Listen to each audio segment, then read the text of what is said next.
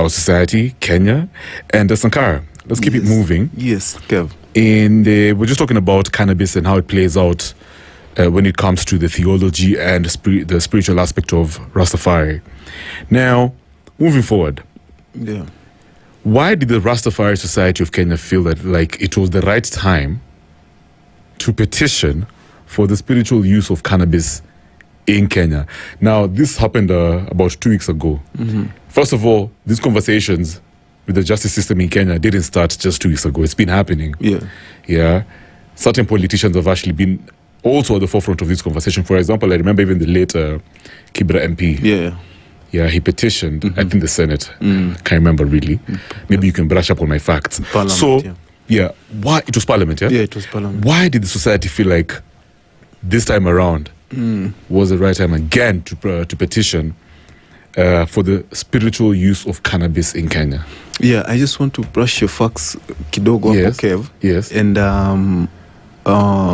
the conversations on cannabis there have been many conversations. Yeah, I agree. Yeah, there have been different type of conversations, like on the like what the late MP Ken Okoth, Honorable Ken Okoth was presenting was on medical use of cannabis. It was more on the medical and the economics. All right. Yeah, and also this one was also something that we attribute to the conversations that he had with our late elder, who was Kennedy Lojuron Jaden. He was the second chairman of the Rastafari Society of Kenya, and he also had founded the Haile Selassie Foundation, which is Naya Bingi House. You know, the Rastafari Society, or the Rastafari in general, has different orders. We have the Naya Bingi. It's just like they would say, you want to probably equate it with the Christianity. We have many denominations. So in the Rastafari, we have the Naya Bingi House. We have the 12 Tribe House and 12 Tribes of Israel. And we also have the Bobo Shanti. And we also have the Mau Mau Order. Oh, interesting. You know, and we also have the Ethiopian Orthodox. So these are houses within the Rastafari Society. And the Naya Bingi House, which was founded by Elder Lojuron Jaden in Kibra, was also an institution that was very close with the late Ken Okoth. So we had these conversations with him and also try to see how we can push it. But fast forward now to the society and the issue of the society in regard to the spiritual petition that we put here in the courts. It is not a recent occurrence. This is something that took place in 2021. You know, and in 2021, our elders had moved to court. This is something that had been informed with the inequality that the members of the society were experiencing in Kenya. You know, because you find that all these other religious institutions have that freedom to gather, you know, belong and practice their religion and their spirituality, you know, without, you know, subjugation, without oppression, without persecution. So, you know, the elders sat down and they saw there was a lot of pressure from within and also externally, because a Rasta youth has been really drawn to the ways and the teachings of His Imperial Majesty Haile Selassie. But when that youth or that young woman tries to come much more closer, you know, there is a big problem. That is the cannabis problem that immediately strikes off that adherent from even trying to pursue more knowledge, because they feel that already being a Rasta is being an illegal person. Right. You know. Wow. So there is no freedom of association. You know, this one is being denied by the virtue of being associated with cannabis, which is perceived as evil, as a drug, you know, as something that should not be touched or should not become close to. So when this kind of pressure started coming, you know, the members are walking away, they're leaving, you know, because of profiling, you know. When you say walking away and leaving, you mean physically leaving or leaving the society, leaving the society, and then going where? Shying away from practicing, right? Confidently. Quitting Rastafari in itself. Yeah. What? Yeah, we've had those who have quit.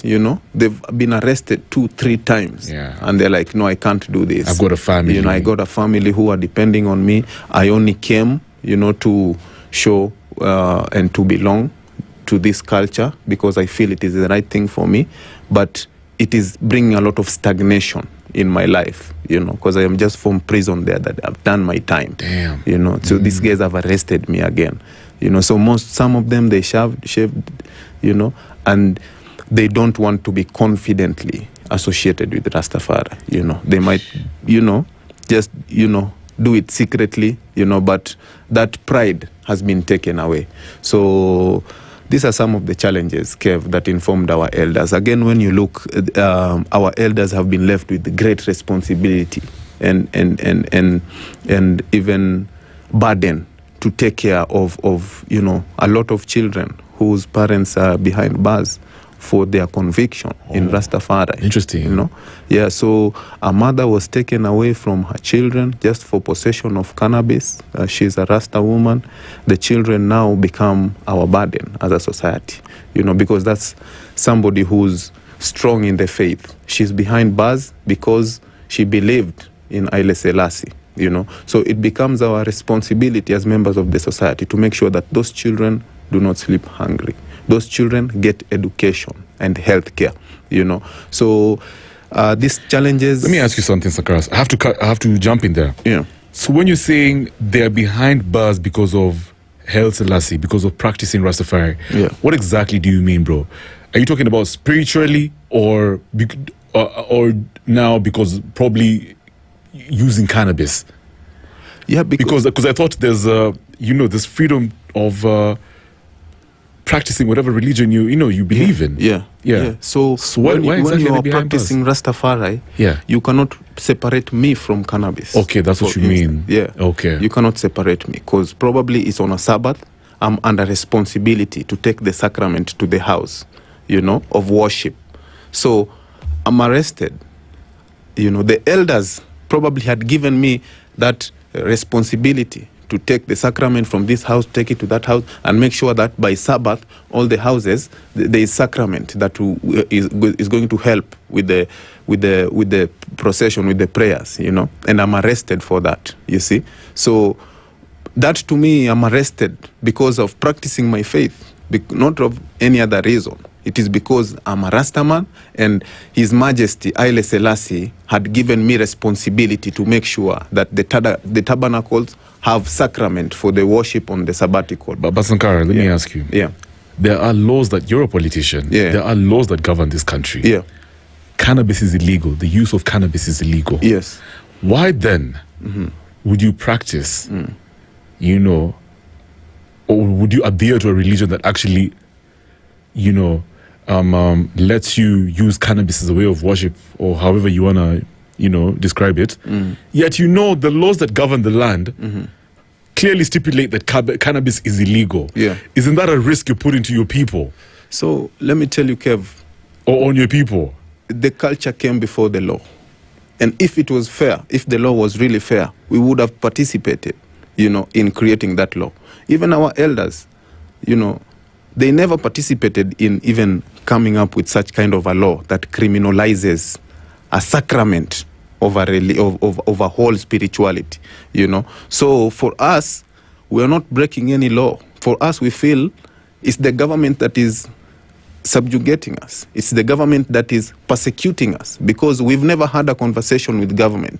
We've never even gotten into a room where they've held a public participation on issues to do with cannabis. We've never had that opportunity as far as I've been alive. And even as far as I've talked to the elders, nobody has ever invited or had a national conversation on issues to do with cannabis and culture, you see. Because even if you don't want to look at Rastafari and look at other indigenous cultural communities in the country, there is a heavy presence of cannabis in all these cultures. I agree. Since time immemorial. Since time immemorial. Even before Kenya was a republic. So this law or this, law that we have in the country. This is a law that was like the Narcotics and Psychotropic Act of 1994. This is a law from the strawman. This is not a law that came up that the Africans sat and came up with. No, this is the strawman's law, for containing and for controlling the African people. Because remember, even when you read Maina wa Kenyati, who's an author, and he said when the Mau Mau warriors were smoking cannabis, they would get a certain type of confidence, and prolonged resilience in the war. Then these are some of the rules that were being put forward by the strawman, by the colonial government, to be able to contain everything and anything that was giving power to the Africans who were pushing back against colonialism. So to answer you, Kev, as a spirituality, as a culture, we are not offending anybody, The cannabis plant goes way back. Even in the pyramids, you can see they've made carvings of the cannabis leaf, and even made some depictions to try and pass down information to generations that we are now currently in, that this cannabis plant is central and is an integral element in our culture. Let me ask you something, bro. Yeah. Excuse my ignorance. Yeah. Is it also true that apparently traces of the cannabis plant from way back, very many years ago, were found around the tomb of Solomon? I can't remember who it was, but King Solomon. Was it King Solomon? Yes. Is it true that he actually used cannabis as well? Yes, and there's also a connection of lineage between King Solomon and Emperor Selassie. So that is something that has been there, and as the elders, even when our elders transition to other realms, we bury them with these special seeds, the best seeds, the best strains. Wow. We bury them with, so it cannot be a surprise because I'm not wow, I didn't know about that. That's interesting. What are your biggest concerns and fears when you engage with the public, especially Kenyans, on issues to do with cannabis use? Kenyans but I also think Kenyans are very progressive. So Kenyans, I don't know about you, but Kenyans are very, very, very progressive and very, very supportive, and also very, very listening. And Kenyans also are very analytical, and they can also criticize. So it hasn't been easy. It's not an easy journey. Also, given that the greater percentage of our population in the country is Christian, they are also Muslim. Yes. So there are levels of interaction and engagement also with the Rastafari has been minimal. But of course there has been that pushback, especially from the Christians who feel that cannabis is more of a drug, But we've been objective in our conversations and in our discussions with them. I've had an opportunity of engaging, senior men of the clock, like, Bishop Warai, who is also from the Interreligious Council of Kenya. And we've been able to express to them and tell them that, look here, as difficult as it can be, we are living in an information age, the age of Aquarius, where information is what rules the world. So we've invited them also to have conversations also with other religious leaders from other areas, like even the Vatican, like even Uganda, South Africa, where we've had progressive laws that have been able to bring different stakeholders in those nations to discuss about this plant of cannabis, its economics, and its role the role that cannabis has been playing for many years in these indigenous communities. All right, so because I can see we're running out of time, but real quick, how does this petition actually fit into the broader conversation about freedom of worship in Kenya? It's very timely. It's very timely because as a society, we have been able to experience the growth of the society. Very many adherents are coming in, and they're coming in strong. Okay. And it is becoming also a problem that now members have been able to realize that this is a freedom that is being curtailed. And it is being curtailed here in Kenya, but in other progressive nations, there is freedom for the same. So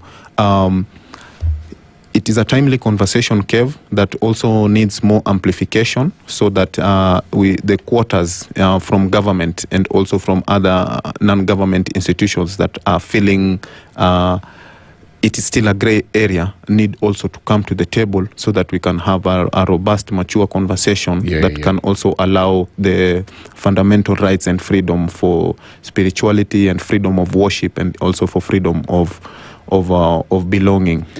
Ideally, what you're telling us is there are loopholes when it comes to our legal framework. Yeah, that makes a lot of sense. Yeah.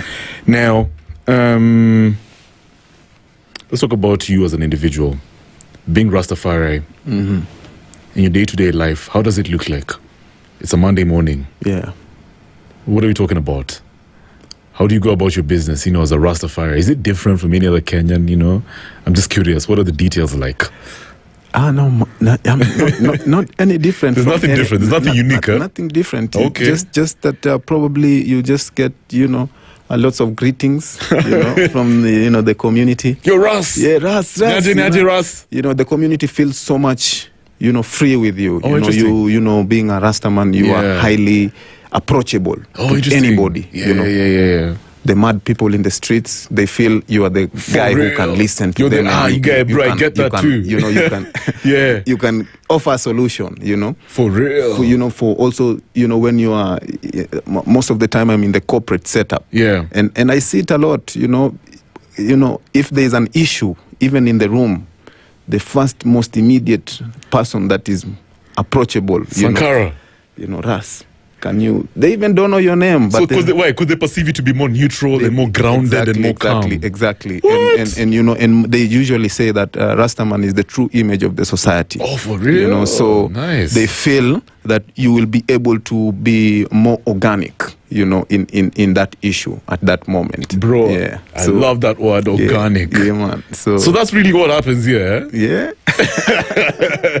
But then, Sankara, you're really adding so much value. Because, personally, when I look at your social media, because I've known you for some time, I think it's so impressive how you've stayed organic. Yeah. You've stayed authentic in your Rastafari journey and your narrative, engaging with corporates. True. Have you faced some sort of rejections, by the way? Of course, they're always there. And I usually tell my brothers also in the Levity not to take it heavily, because also, in the community, in the society, there's a reason as to why everything happens. So there's a reason as to why we are at the back there as the Rastafari people. And they usually say that the Almighty turns the narratives. The ones at the bottom will one day be at the top. Yeah. So the rejection is always there, Kev. Yeah. There's also lots of frustration and profiling, because most of the time, when I'm in those spaces, 90% of the time, it will be perceived as if I am not qualified to be there. In what sense? Because you don't have the knowledge for a specific subject? Because of how you look like. No, that's very sad. Yeah. Because of you are a Rastaman, and you're firm about it. Because, remember, Kev, also, I can be Sankara, but I can also be hiding the fact that I am a Rastaman. So that when I'm in those spaces and probably even a question is asked or, something to attribute to it, I'll be like, no, or I'll not want to talk about that issue, but the moment I stand firm and say, yes, I'm of the Rastafari faith, then a lot of discrimination, a lot of questions, a lot of sidelining will come, because even in that space, say your seniors will feel, there's a way this guy can misrepresent us, or we have full confidence in you, Kev, but those guys, there's a way they think about people who look like you. So even if, so they're fearful for you and how you're going to be perceived, not that they don't like you. Yeah. Not that they don't like you, but they are afraid of that association that might come as a result of them, being close to you or being, engaging with you or having you in those spaces. So I got to be real. So even me, man, like ever since I, of course, grew, I've had my dreads for many years, and I don't want to give too many details, but so I've always had a love for certain genres of music. I love reggae music as well. Yeah. You guys know. Yeah. But when I got into, for example, this space, it really caught a lot of people by surprise. Yeah. And I got a lot of backlash. Yeah. I love hip-hop music. Just because I'm Rasta doesn't mean I cannot enjoy and I don't have knowledge for other genres. True. Right? I grew up listening to a lot of hip-hop music. I love rock music. I listen to soul music. Yeah. My dad was a big reggae fan in the Nini. But some people are kind of slow, to accept the fact that Kevin is actually very knowledgeable when it comes to certain genres. True. And he has an idea of the industry. True. But for me, I'm authentic. I really don't care about people that much. Yeah. I keep it moving, and I know that it's going to make sense eventually. Probably not, maybe not now, maybe in my next life. Who knows? And that's why I relate with what you're saying. And I know that many Kenyans will also relate with what you're saying. But at the same time, do you have hope that in the future, Kenya will actually be more inclusive when it comes to not just the Rastafari, but people of different beliefs and traditions and cultures? Because Kenya in itself is very, especially Nairobi, it's very cosmopolitan. People come from different backgrounds and beliefs. Yeah. Do you think we're heading to a future where we will be more inclusive? Yeah, I think so, Kev. I think so. And I can give you an example. Not with the Rastafari Society or the Rastafari people in Kenya, but you remember, even recently in the mainstream media, there were headlines of, I don't know, there's a group, I really not privy to probably the setup and everything, but they came up some news on things to do with the Freemason. Oh, yeah, I remember. Saying, I don't know, they have debts, I don't know, the Freemason, and it became a subject. Yes, it was such a big one. It was trendy. So people were trying to understand, what is this Freemason? Is it a spirituality? Is it a cult? Yeah. How are they so free in Nairobi? They are free in Nairobi. They must be evil. They even have debts. I remember they were shamed in public. Yeah. Bro, I remember that one.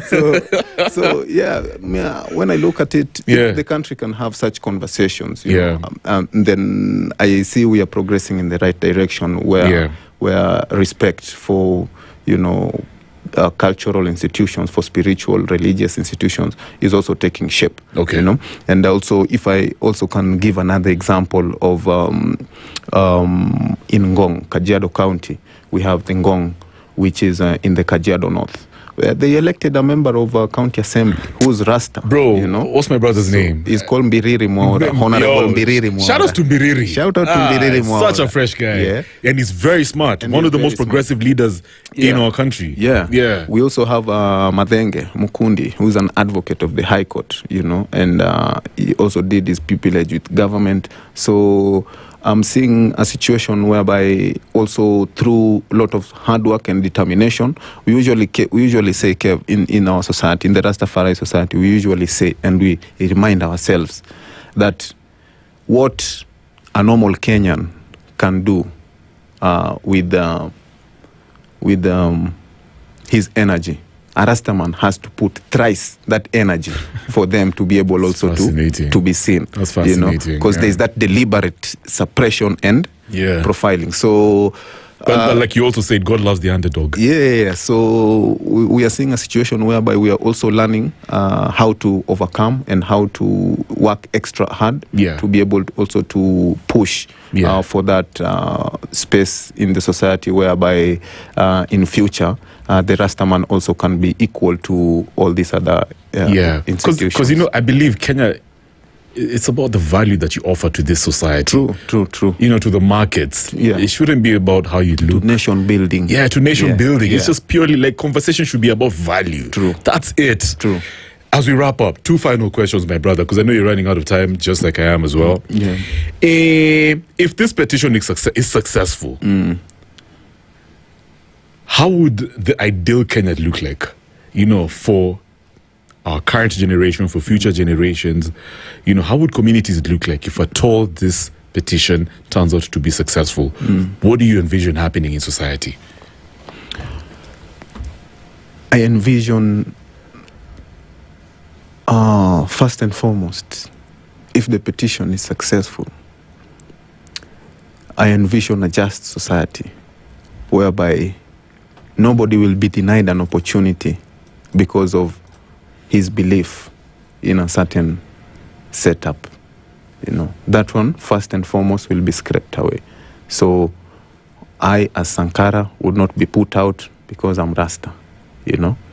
And then also that will mean also that the criminalization of a particular culture, you know, would have been dealt with. And this means a lot also to the other indigenous cultural communities. Because remember, Rastafari, Levity, is an embodiment of the respect of indigenous cultural setup. Right. So that win will guarantee not only in cannabis, but in very many other indigenous seeds and indigenous cultural practices that have continuously been criminalized by government and other institutions. Okay. Yeah.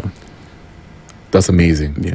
By the way, let me ask you, bro, can you be Rastafari but you know, you also listen to other genres of music? Yeah, of course. Of course. I listen to Amapiano. Amapiano is one of my favorite, you know. Yeah, that was just an ignorant question. No worries. Sure. Thank you so much, Sankara, for coming through. Are we going to see you on the ballot in 2027? 2027, man. Or maybe 2032, yeah? Yeah. What's going on? What are you working on? Man, guys are still saying it's too early. Yeah. You know? But we are weighing. Of course, we want to put Rastafari at the top there. So we are also having lots of conversations as a society. It's so unfortunate, Kev. I have to mention this, but it's so unfortunate that our elders and our society feel really abused and misused by this guy called Wajakoya. You know, I was going to talk about that. What are your thoughts? Wajakoya is not a fair person at all. And I must say this. In what sense? Because Wajakoya came to the society and even requested our elders to support his vision and also contribute to his vision on the legalization of cannabis agenda in the previous election. He even got our elders to Bomas of Kenya. Okay, to endorse him. Yeah, to endorse him and to also launch the manifesto, which was strongly talking about cannabis. He even went on media and on national television to say how he would set aside, how he'd also include the Rastafari people in the national prayers, so that when the Muslims and the Christians are given a chance to lead prayers, he would also, right. he also said he would officialize, you know, a day, you know. But it is unfortunate that the other day he also came up on TV to say that he was only using the cannabis agenda to get the attention of the people and gain popularity for himself. Yeah. You know, so that means that number one, as a leader, you know, he really does not know what he was doing, you know, because you cannot stand up to tell the masses one thing, you know, and then after, even it's barely 3 years, you are saying you did not believe in what you are saying. Now you expect the people to believe you if you are actually uttering what you don't believe in. Yeah, you know, and then that is one thing. You know, you want us to believe you and you don't believe in what you're saying. The second thing is that Wajakoya, he used us as the Rastafari people to gain popularity and attention of the Kenyan people using the predicaments that we are facing. Is he really Rastafari? He's not Rasta. Okay. He puts on a durag. You cannot...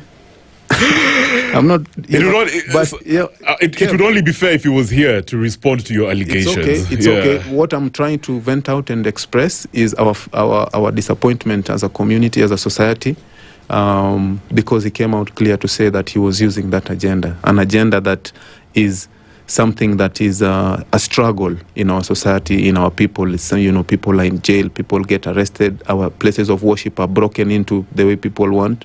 And when we were teaming up with him, we were hopeful that we would address this issue together. But then now you see he's come out to say that he was playing us. By the way, let me ask you, so what you're telling us is it's going to be very hard moving forward in future for the Rastafari community to work with him. It not only him, but any other politician. What about, do you think ODM? Yeah, ODM would be a good because ODM ideally, especially Raila, he fought for social justice. Yes. Yeah. So do you think ODM is the perfect party to actually to help further some of the injustices that the Rastafari, when I say father, I mean fight for, for the rights of the Rastafari community? Do you think it's the right, now that you're in ODM, do you think it's the ideal party for the Rastafari community?